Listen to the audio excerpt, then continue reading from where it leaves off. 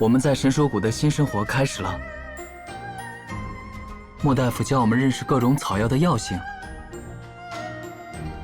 怎样用草药炼丹，还教了我们读书识字。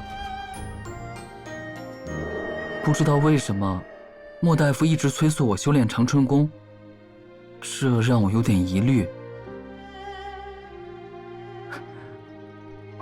但是有2个朋友的陪伴，我还是度过了一段开心的日子。直到有一天，我做了一个奇怪的梦。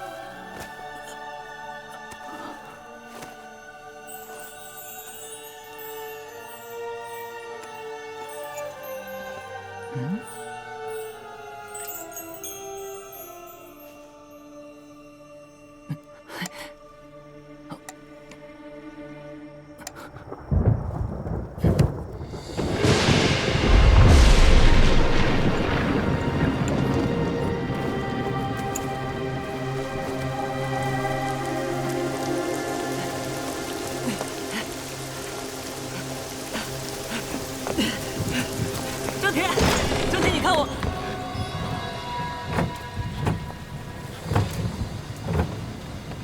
张铁，